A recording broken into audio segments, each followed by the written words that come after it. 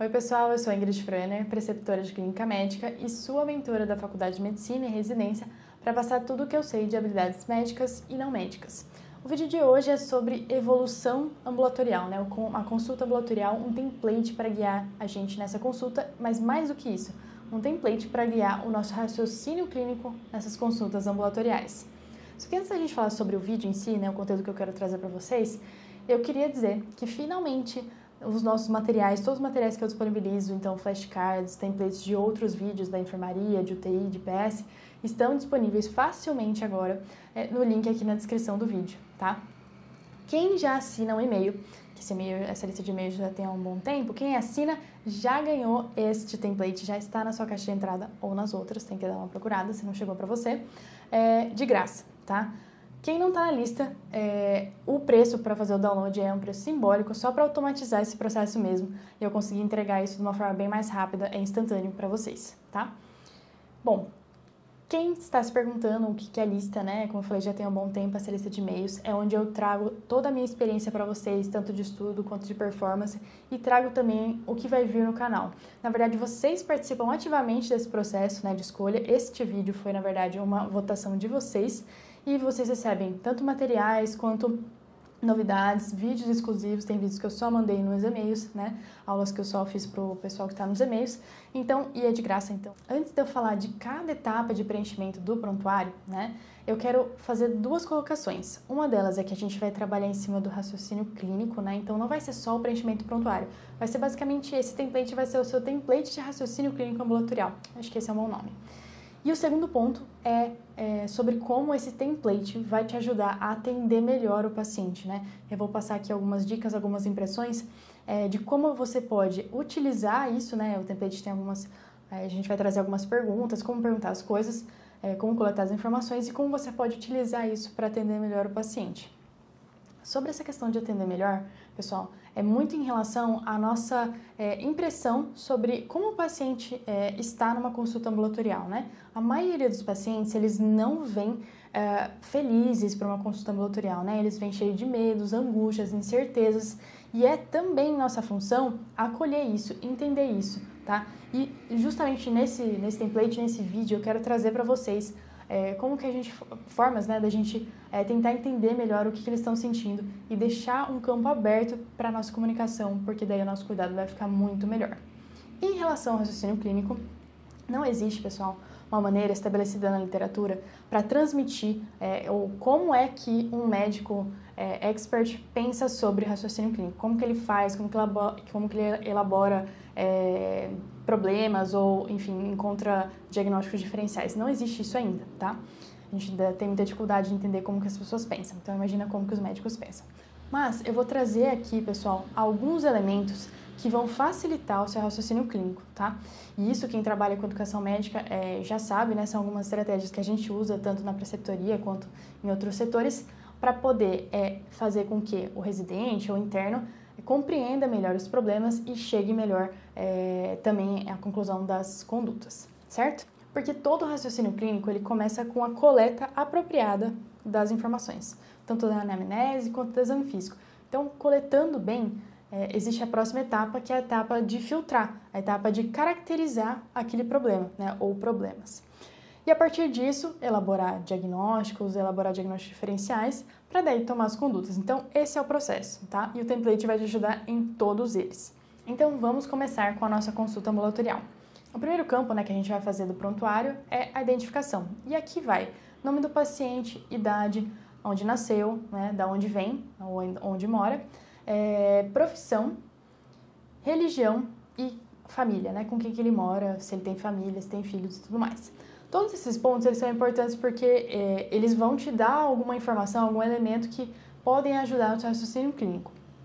Em relação a de onde veio, onde mora, onde nasceu, onde mora, principalmente os dados epidemiológicos que eu posso utilizar, posso pegar dessa informação. Profissão é muito importante, principalmente quando a gente fala de algumas doenças serem rastreadas a partir de profissões de risco, Por exemplo, a apneia obstrutiva do sono, A gente tem que saber a profissão do paciente para já perguntar ativamente se ele é de uma profissão de risco. Religião, que é um ponto fundamental para a gente entender os valores desse paciente e aí tomar o melhor plano de cuidado possível. e família para entender o suporte familiar, para entender quem que pode estar junto, ou entender o contexto familiar, os problemas, né? E como que a gente pode, como que isso impacta, né, na saúde do paciente, como que a gente pode ajudar. Então, todas as informações super importantes aqui. Mas aqui eu já queria trazer um ponto que eu utilizo nas minhas consultas, que é pegar algumas informações que o paciente me traz, então, por exemplo, onde ele nasceu ou o que ele faz, a profissão dele, e eu inicio depois uma conversa, às vezes quando estou fazendo burocracias ou quando estou examinando o paciente, não estou escutando, eu começo alguma conversa em relação a isso. Então, por exemplo, o senhor é de Minas Gerais, nossa, nunca fui para lá, o senhor gosta bastante de lá, o senhor volta com frequência? Eu tento iniciar uma conversa até para que ele consiga entender que eu tô lá para muito mais do que ver o problema dele, eu tô lá para vê-lo, né? Então, começo a ampliar já nesse ponto. Ou, por exemplo, inicio uma conversa a partir da profissão do paciente, né? Profissão, às vezes, que é de algum familiar meu, né? Ou, enfim, tento entender mais sobre a profissão, se eu não faço ideia do que ela significa, certo? Então, aqui, a identificação ela é tanto importante para coletar informações que vão te fazer pensar sobre os problemas do paciente, quanto para utilizar essas informações para iniciar algum vínculo com esse paciente, fazer alguma pergunta, fazer ele entender que eu estou lá para mais do que só ver os problemas de saúde dele. O segundo campo que geralmente eu tenho na consulta ambulatorial são a lista de problemas, tá? E o que são as listas de problemas? São, muitas vezes, as doenças que o paciente tem já estabelecido ou os problemas que eu elenquei durante a minha consulta. Então, essa lista de problemas, ela vem, né, logo na sequência, porque é onde eu vou ter uma visão geral dos problemas do paciente, mas eu só vou preenchê-la no final, quando eu já tiver entendido quais são as doenças ou quais são os problemas que esse paciente tem. Eu vou deixar aqui depois como é que ficou esse preenchimento, um exemplo de preenchimento dessa lista de problemas. Depois da lista de problemas, né, que eu vou preencher depois, vem justamente a queixa principal e a história mórbida atual desse paciente. Aqui, é possível que o paciente tenha mais de uma queixa, certo? E aí, as informações principais que a gente tem que direcionar ao paciente são 6, tá? A primeira pergunta é uma pergunta sempre aberta, né? O que te trouxe aqui? Por que o senhor procurou esse serviço, né? O senhor veio encaminhado de alguém, né? O que o senhor estava sentindo? Isso é uma pergunta aberta. Depois, você vai tentar caracterizar nesses 6 pontos que eu falei para vocês. Duração, o grau e intensidade, localização e radiação, se eles já fizeram algum tratamento ou se já foram em algum outro serviço de saúde, progressão, tá? Se essa dor, se essa queixa, ela tá evoluindo, tá piorando, tá melhorando, tá estável, em que ponto que tá? E se tem algum sintoma associado. Essas perguntas vocês vão caracterizar toda a queixa que o paciente traz para vocês e tentar organizá-las. Porque o paciente, ele reporta fatos para você e você organiza essas ideias, tá? Você tem que organizar tudo que ele traz em ideias. Então, por exemplo, eu gosto de separar por tópicos, né, pelas queixas do paciente e tentar organizá-las dessa forma, com esses 6 pontos para caracterizar cada queixa que o paciente traz. Certo. Depois, pessoal, vem a revisão de sistemas. A revisão de sistemas é uma polêmica, tá? Porque existe um grupo de especialistas que acha que tem que fazer em toda a consulta e existe outro que nem sempre tem que fazer em algumas situações específicas, principalmente quando eu não consegui chegar a um diagnóstico, quando não consegui fechar um diagnóstico, ou quando eu tenho algum paciente numa situação em que eu preciso entender melhor sobre os outros fatores de risco. Por exemplo, o risco cardiovascular, né? O paciente tem uma queixa de infarto, por exemplo, eu vou ampliar a minha revisão de sistemas buscando sintomas e sinais relacionados a essa parte cardiovascular, por exemplo. Não importa de qual time você seja, mas eu recomendo que alunos, internos e até mesmo residentes no primeiro ano tentem treinar essa revisão de sistemas de uma forma mais completa, tá? Justamente para treinar, para daí quando precisar filtrar, saber exatamente o que vai perguntar. Não importa como você use, eu preciso que você lembre de 3 coisas quando você for fazer a revisão de sistemas, tá? Precisa de perguntas que vão refletir sintomas comuns e importantes para o paciente, tá? Que vão refletir comorbidades que têm impacto em mortalidade ou têm impacto na morbidade mesmo desse paciente. E, por último, situações em que vão passar despercebidas se eu não perguntar ativamente, tá? Então, lembre-se desses 3 pontos se for fazer uma revisão de sistemas. No template também eu já deixei várias perguntas, mas algumas perguntas já direcionadas para todos os sistemas. Então, minha recomendação é que quem está começando o treinamento faça a revisão de sistemas em toda a consulta para justamente treinar isso. E quem já está um pouquinho mais à frente aí no treinamento médico, já comece a selecionar, já comece a ir focado para aquilo que você quer ampliar um pouco mais, para aquele sistema que você quer ampliar um pouco mais, ou se você não quer ampliar naquela consulta, tudo bem. Uma outra parte, né, do nosso template de raciocínio clínico ambulatorial são as comorbidades prévias, né, o histórico da doença pregressa desse paciente. E aqui vão ter tanto as comorbidades, quanto o histórico cirúrgico do paciente, o histórico obstétrico-ginecológico e o histórico familiar. No histórico de comorbidades, né, claro, a gente vai perguntar se ele tem algum problema de saúde que ele saiba, mas a gente também pode fazer algumas perguntas direcionadas, tá? Por exemplo, teve alguma internação recente, ou pelo menos ali nos 6 meses, no último ano, teve idas ao pronto-socorro, né? Procurou outro serviço de saúde, tudo isso vai te dar pistas de, às vezes, algum problema que já vem acontecendo. Em relação às medicações, geralmente a gente também pergunta junto nessa parte, né? Porque muitas vezes o paciente ele não lembra, né, ou não sabe dizer se tem alguma doença, mas sabe que toma remédios. Então, essas duas informações elas podem entrar no mesmo momento da consulta, mas eu geralmente coloco as medicações em um outro momento que eu vou trazer aqui para vocês. Então, a gente pode perguntar as medicações para ter uma ideia, né, das comorbidades e fazer essas perguntas mais amplas em relação aos problemas de saúde do paciente, caso ele não consiga descrever de uma forma tão clara para você. Histórico cirúrgico é muito importante, né, até mesmo da infância, né, da infância até o momento, o que o paciente conseguir lembrar, ou que você conseguir identificar também de cicatrizes no exame físico, isso vai te dar uma boa pista também. Porque tem muitas questões que podem estar relacionadas a complicações cirúrgicas até mesmo de longo prazo, né? Como, por exemplo, aderências, bridas, tudo isso. Então, é realmente importante da gente fazer numa primeira consulta, por exemplo. Histórico obstétrico ginecológico é uma questão que é muito esquecida em todos os pacientes femininos, mas que eu gostaria de trazer a importância aqui, porque, claro, o histórico obstétrico pode, né, também te dar alguma noção das comorbidades da paciente, dos problemas de saúde.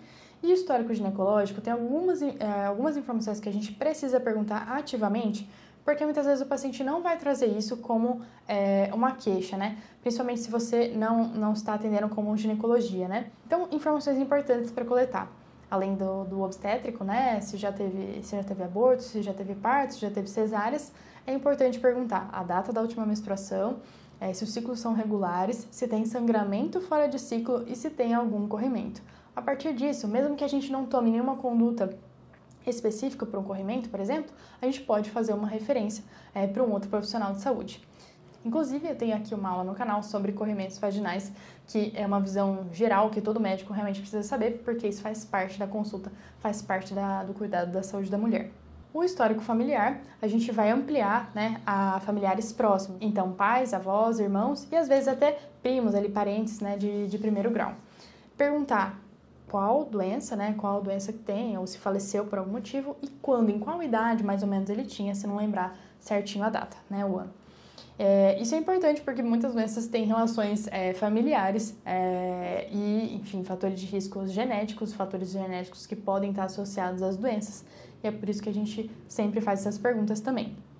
Bom, agora vem a parte das medicações. E eu trago ela depois porque eu organizo a prescrição desse paciente de uma forma que me faz entender melhor qual que é o meu plano, me faz entender melhor qual que vai ser o meu cuidado, meus próximos passos e o que aconteceu lá atrás com essa prescrição, com esses medicamentos que o paciente faz uso, tá? Porque é sempre um desafio você entender quando é que foi introduzida essa medicação, por que que foi introduzido. Então, eu faço uma tabela, tá? Onde eu coloco as consultas, né, que o paciente vai tendo e as medicações, né? Então, eu coloco a data no eixo X, as medicações no eixo Y, e aí eu vou completando se manteve, se já usava, se eu aumentei. No geral, eu tento ser bem sucinta nessa tabela, porque mais detalhes eu vou deixando mesmo na minha conduta, né? Mas é para eu ter uma visão geral de que medicamentos foram introduzidos, que medicamentos foram aumentados, numa noção de tempo, tá? Isso é essencial para cuidar bem do paciente, porque eu consigo entender justamente quando as coisas começaram, quando as coisas precisaram ser ajustadas, e aí eu já começo a pensar por que isso aconteceu, por que as coisas podem estar relacionadas. Então, essa tabelinha que eu faço também vai estar aí no template para vocês, me ajuda a entender melhor, a organizar melhor, e aí eu consigo também explicar melhor para o meu paciente. Então, para estruturar esse ponto das medicações, além de eu entender, né, quais medicações estão sendo tomadas e organizá-las da forma que eu falei na tabela, eu faço algumas perguntas para o meu paciente, né? Quais medicações que ele está tomando, começando o dia, o que ele vem tomando. Então, essa é uma pergunta aberta, para ele me dizer o que ele tomar primeiro, né? Às vezes ele não lembra o nome, e aí você tem que realmente pedir para trazer na próxima consulta, para até deixar isso um pouco mais didático para você mostrar. Mas algumas perguntas que eu faço são: o senhor sabe por que o senhor está tomando essas medicações? E aí já começa um grande ponto do meu ensinamento, da minha explicação, daquilo que eu quero transmitir para o meu paciente, que é importante cuidar da saúde dele, né? Por que isso é importante? Se ele entender o motivo, é mais fácil dele aderir, tá? Então, o senhor sabe por que o senhor está tomando essa medicação? E essa outra? Para que é essa daqui?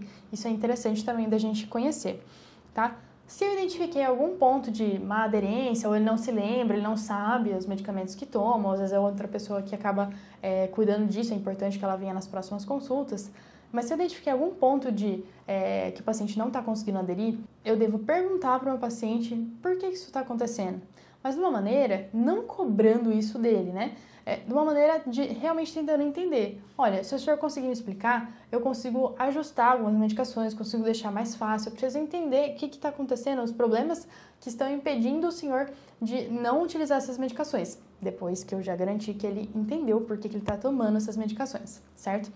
Se às vezes é um problema de lembrar, a gente pode fazer o que a gente chama, né, de um organizador de prescrição. Então eu realmente posso fazer uma tabela com os períodos do dia, o que tem que tomar em cada período, para facilitar essa compreensão. Se for uma questão de posologia, às vezes eu posso ajustar, né? Se for um efeito colateral, eu vou perguntar. Então eu preciso entender por que essa aderência, porque ele não está tendo essa aderência. Depois de entender então as medicações e os problemas do paciente em relação a elas, a próxima parte é sobre cuidados de promoção à saúde. Então, é aqui também uma parte do template para te lembrar de manter atualizado. Então, vacinação, manter os rastreios atualizados e fazer toda essa parte de promoção da saúde para o paciente. Uma outra parte que geralmente eu coloco junto das medicações são as alergias. E aqui tem 2 pontos bem simples. Entender se houveram alergias e qual o grau, né? Se foi apenas uma reação cutânea ou se foi uma anafilaxia, por exemplo. Isso vai ser importante porque às vezes a gente precisa usar aquela medicação e aí eu posso tanto dessensibilizar ou, enfim, pedir para um imunologista me ajudar nessa questão com essa alergia. Então, são esses 2 pontos em relação às alergias e logo na sequência vem as condições e hábitos de vida, que aí eu preciso caracterizar, né? Etilismo, tabagismo, uso de outras drogas e caracterizar, quantificar isso, né? Então, tabagismo, quantos anos maço, etilismo, qual bebida, qual a frequência, né? E outras drogas, tentar caracterizar isso da melhor forma. Aí vem a parte do exame físico. E aqui, claro, né, que a gente não vai falar especificamente das manobras do exame físico, mas eu gostaria de deixar um ponto bem claro. Sempre descreva somente aquilo que você fez do exame físico. Então, tudo bem eu não palpar o abdômen toda a consulta daquele paciente durante o ano inteiro que não tem nenhuma queixa gastrointestinal, por exemplo, né? Posso fazer isso uma vez, né, nessa primeira consulta e depois periodicamente, mas não preciso fazer toda vez que eu encontro aquele paciente, tá? Então, selecionem, façam um exame físico direcionado para a queixa do paciente, tá? E descrevam apenas aquilo que vocês viram.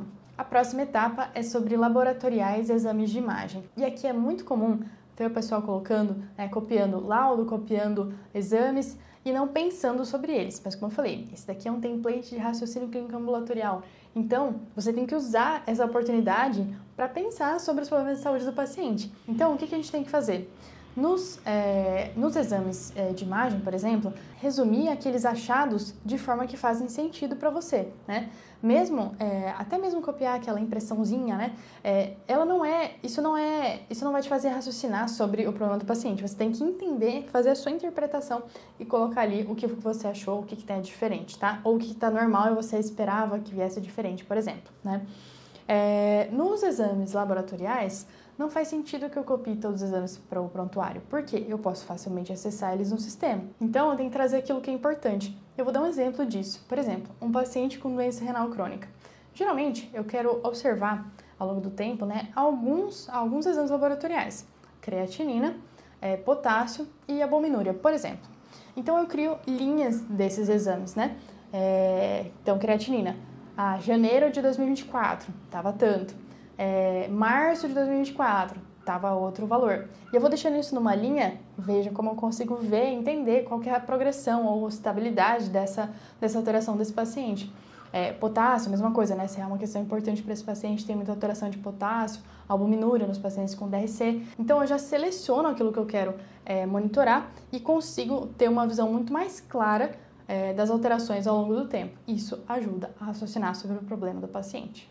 E agora vamos para o último ponto, os últimos 2 pontos do nosso template de raciocínio clínico ambulatorial, que é a impressão e as condutas.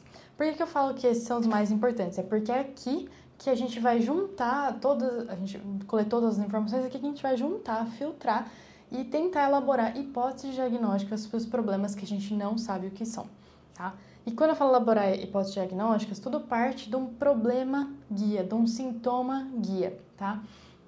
O sintoma guia, a gente vai escolher aquele que vai nos ajudar mais a encontrar diagnósticos diferenciais. Então, por exemplo, aquele que der, o sintoma guia tem que ser objetivo, né? E aquele que der o menor número de probabilidades diagnósticas, né? De etiologias possíveis, é isso que a gente vai usar. A gente pode usar mais do que um para conseguir até filtrar ainda mais, né? Quais são as etiologias que são comuns a 2 sintomas e aí tentar direcionar o diagnóstico do meu paciente. Então, por exemplo, né? Dispneia, dor lombar, cefaleia pode ser um sintoma guia, uma anemia, uma icterícia pode ser um sintoma guia, né? E aí é aí que a gente vai abrir o nosso diagnóstico diferencial. Porém, o que eu gostaria que a gente fizesse aqui é caracterizar esse sintoma, descrevê-lo, né, com o que a gente chama de qualificadores semânticos, que nada mais é do que colocar tempo, né, temporalidade, características que vão te ajudar a pensar. Por exemplo, ao invés de colocar icterícia, né, no seu diagnóstico diferencial, coloca a caracterização que ela é. Por exemplo, icterícia às custas de bilirrubina direta, indireta, e a gente ainda pode caracterizar ainda mais. Então, essa icterícia às custas de bilirrubina direta aguda, surgiu do nada no paciente. O que será que isso pode ser? Isso já me reduz, porque eu não vou pensar nas causas que são de icterícia já de uma maneira mais subaguda ou crônica, por exemplo, né? Eu vou pensar numa icterícia que é aguda, que surgiu agora. Então, isso já me reduz as hipóteses diagnósticas. Você pode se guiar apenas por um sintoma guia, mas como eu falei, é interessante que tenha mais do que um, para a gente poder filtrar ainda mais. E nessa tabela que eu vou deixar aqui no template, ela ajuda você a pensar sobre isso. Porque você vai colocar o seu sintoma guia, vai caracterizá-lo com os qualificadores semânticos, e daí você vai pensar em hipóteses diagnósticas que fazem sentido para este problema guia, para essa caracterização do problema. E aqui existe um mnemônico, que é o Vindicate, que ajuda a pensar em grupos de etiologias, né? Então, infeccioso, endócrino, iatrogênico, por exemplo, que aí pode ser medicação, né?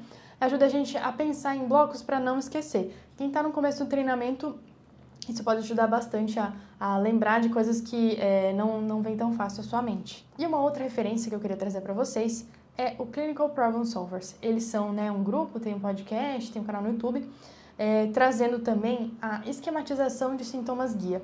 É muito bom, fácil de entender. Aqui no canal também tem vários vídeos, né, sobre como abordar os sintomas, como abordar alterações laboratoriais. Isso facilita muito essa abordagem, né, como que eu parto de alguma coisa para elaborar hipóteses. São ótimas referências que recomendo vocês usarem. Então, tanto aqui no canal quanto o Clinical Problem Solvers são ótimas fontes. Então, caracterizei, pensei nas minhas hipóteses e aí eu vou cruzar, se eu tiver mais de um problema guia, vou cruzar o que justifica esses 2 sintomas, que doenças justificam esses 2 sintomas, né? E aí eu vou pensar sobre elas. Mas o mais importante, pessoal, não é simplesmente nomear, é raciocinar sobre isso. Pensar como que se não fosse esse paciente, como que seria? E o que diferencia uma etiologia da outra? Quais sintomas? Quais alterações laboratoriais? Quais exames? Então, esses 2 raciocínios para a gente trazer aqui para a nossa elaboração de hipóteses. Uma vez que elaboradas as hipóteses, eu vou linká-las em probabilidade de estarem acontecendo nesse paciente. E aí, claro, eu já vou ter pensado um pouco, né, o que eu quero de exame, o que eu quero de complementação, para poder ou confirmar, não, de fato, essa hipótese, ou poder descartar, tá? E aqui, queria trazer uma outra referência para vocês, que eu vou deixar o link aqui na descrição. É uma plataforma que contém vários sintomas guia e ele divide esses sintomas em hipóteses de acordo com sendo mais comum e sendo mais grave, aquilo que facilmente passa despercebido como hipótese, mas que é grave. Vale a pena checar porque a gente realmente esquece de algumas hipóteses, mas não pode esquecer das mais graves nem das mais comuns. Bom, e por que eu falei todo esse desenho, toda essa organização em sintomas guias e hipóteses? porque é a partir daí que vão nascer 3 coisas do seu prontuário. A sua lista de problemas, que a gente falou que ia aparecer logo depois da identificação, a sua impressão e justamente as suas condutas. São com base nisso, são com base nesse raciocínio clínico. Então, a primeira delas, as listas de problemas. Eu vou colocar as comorbidades do meu paciente, então, e aí eu vou elencar elas em gravidade, né? Então DPOC, GOLD, por exemplo, a insuficiência cardíaca, NIRA2, né? Desde qual ano em cada uma delas, coisas que eu já tenho bem estabelecidas. E outras coisas que eu não tenho bem estabelecidas, porque eu tenho só um sintoma, que é o sintoma guia, que eu vou caracterizá-lo e já deixar ali o que foi solicitado, quais características, quais sintomas associados, tá? Então, eu vou organizar isso de uma forma de lista de problemas que vai ficar lá em cima para facilmente ter uma visão mais detalhada desses problemas. A minha impressão, ela é algo relativamente curto, mas que me dá que é justamente a minha impressão rápida daquele paciente. E eu vou dar um exemplo aqui para vocês. Paciente com hipertensão grau 3, não controlado, associado a uma doença renal crônica já com repercussão no metabolismo ósseo, possivelmente decorrente da hipertensão. Evolui com síndrome edemigênica, de etiologia esclarecer, com avaliação inicial considerada etiologia renal como principal hipótese por conta de proteinúria alterada. Ponto. Isso é uma impressão. Tem 3 linhas aí. E na conduta, agora a terceira parte, né, que esse raciocínio clínico vai receber ativamente as informações da conduta. No geral, para ficar organizado o prontuário, mas novamente, o prontuário ele tem algumas particularidades de cada pessoa. Então, isso não é essencial dividir por problemas, então na própria conduta dividir por problemas. Em relação à hipertensão, em relação à dor lombar, né, em relação a uma doença renal crônica. Posso separar dessa forma ou posso separar só por tópicos. O mais importante, a regra básica da conduta é explicar. Então, condutas como, por exemplo, solicito laboratoriais precisam ser explicadas. Quais laboratoriais e por que você está pedindo eles, tá? Então, deixem de escrito até para depois vocês verem, realmente fez esse exame, não, faltou esse exame, o que tinha pedido? Mas por que ela está pedindo esse exame? Eu quero ver essa alteração, quero ver se tem essa alteração para confirmar ou descartar a minha hipótese. Então, deixem tudo explicado. E aqui, pessoal, conversem, escrevam como vocês estiverem pensando. Não tem problema nenhum vocês colocarem, por exemplo, solicito uma ressonância para melhor caracterização do componente neuropático, se existe alguma lesão ou não ali na raiz nervosa de L4 e L5 que eu identifiquei no meu exame físico. Embora a hipótese de metástase óssea seja mais distante, esse exame também me ajudará a entender se existem lesões provenientes, né, do mieloma múltiplo. Veja, eu estou explicando justamente, eu usei até umas palavras um pouco mais rebuscadas, mas a gente pode deixar até palavras mais simples no prontuário.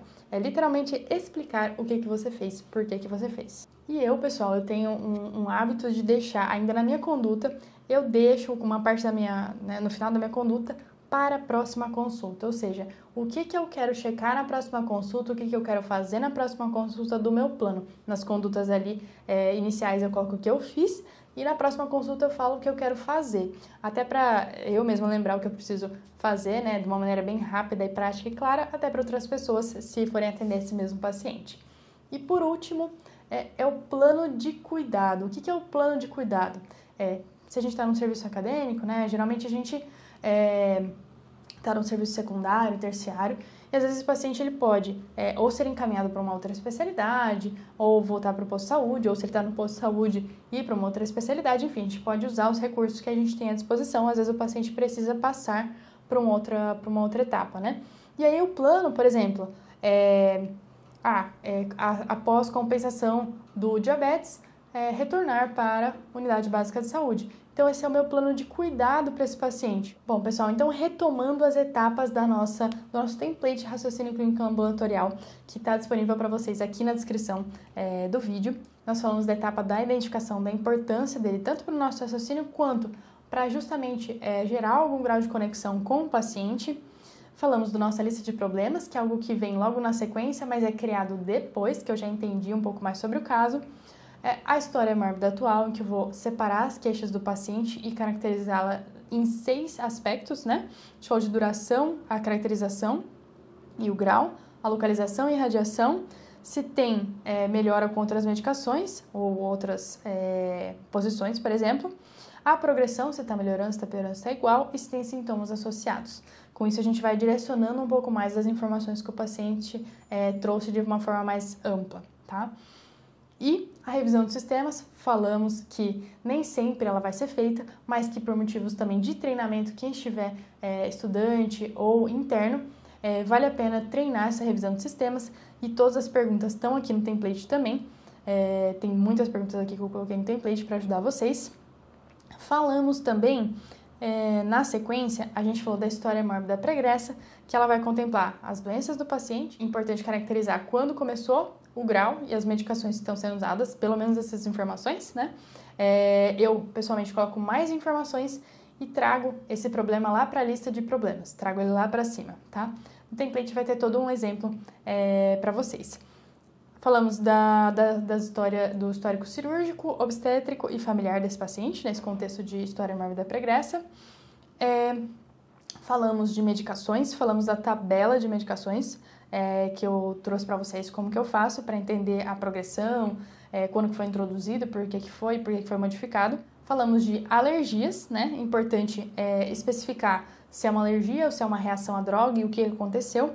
Falamos também de condições e hábitos de vida, então tabagismo, etilismo, outras drogas. Na sequência, falamos dos cuidados de promoção à saúde, tendo aqui tanto imunização quanto os rastreios. Falamos do exame físico, registrar apenas aquilo que fizemos naquele momento daquela consulta.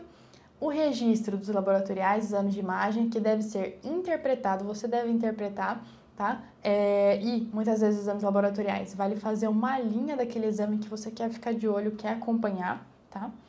E aí, por último, falamos do nosso raciocínio clínico, que vai ter a repercussão tanto na impressão, quanto na conduta, quanto na lista de problemas. Tenho certeza que depois desse vídeo as suas consultas ambulatoriais vão ser diferentes e o seu raciocínio sobre os problemas, sobre os diagnósticos vão ser completamente diferente com todas as ferramentas, com todo o uso dessa tabela que eu mostrei para vocês e as referências. Existe muito mais a ser falado sobre raciocínio clínico que eu quero falar para vocês, então fica de olho nos próximos vídeos do canal. Não esquece de ativar a notificação para não perder nenhum vídeo.